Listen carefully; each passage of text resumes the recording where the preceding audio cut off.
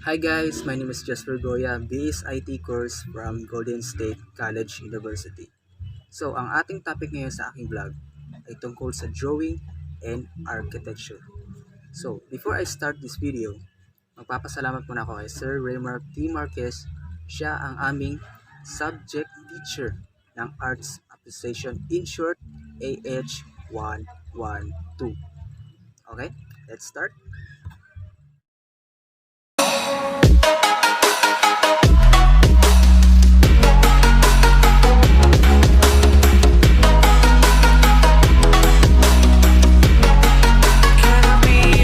First topic is about drawing.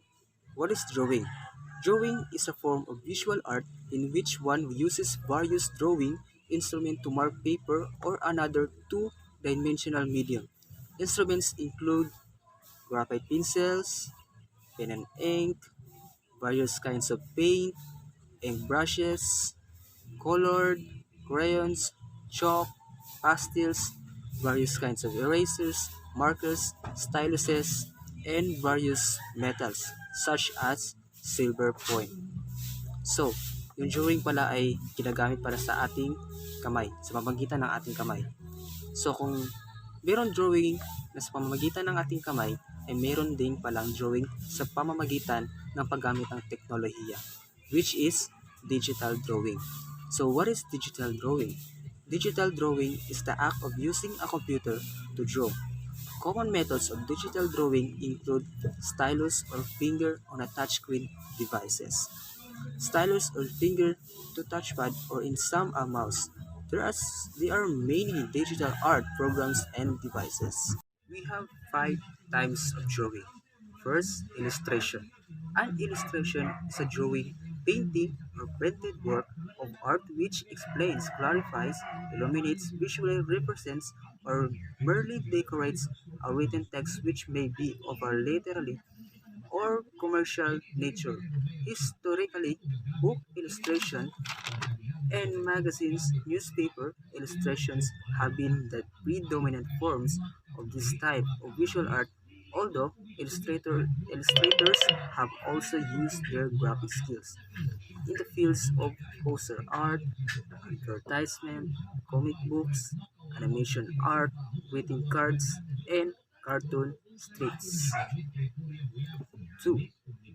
Life drawing. Life drawing is also known as figure drawing.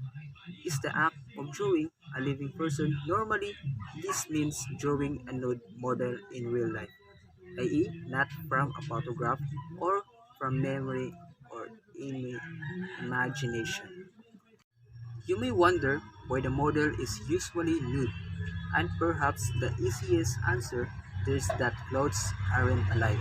Looking at a living thing, and particularly a living person, has a very different energy to it than an inanimate object.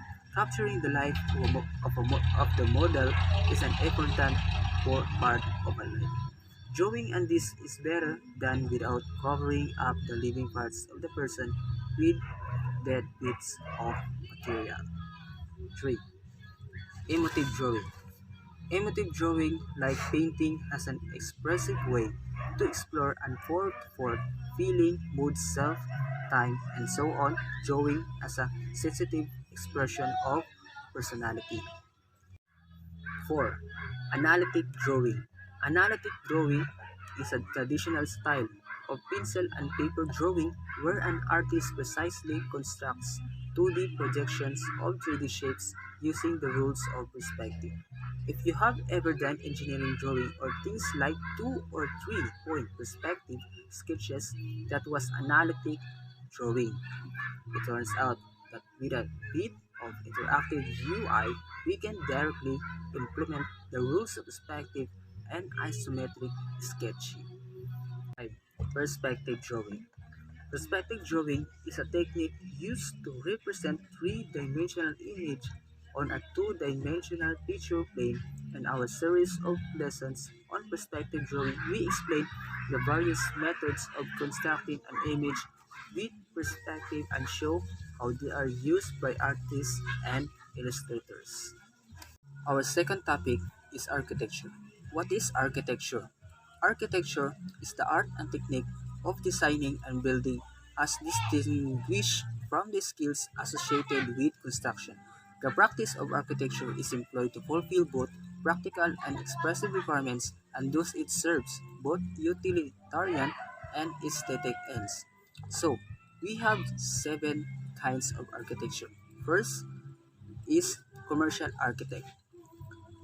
Commercial architect, a well-designed building is aesthetically pleasing as well as functional, as the functionality varies according to the type of space that is being designed.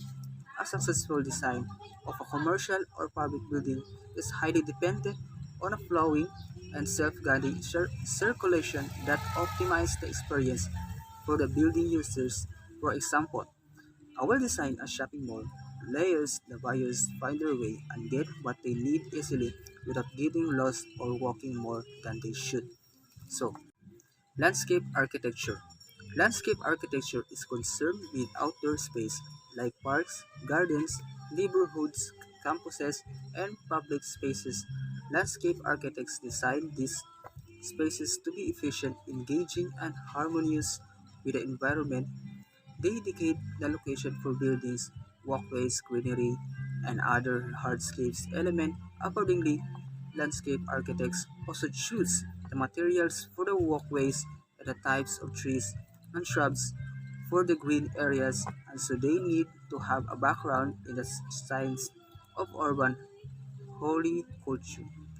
horticulture. They should be aware of the suitable materials and plants for different climates and uses. 3. Green design architecture. Green design architecture with a recent change in climate and a remarkable decline in not renewable energy resources, the role of green design architects has become essential.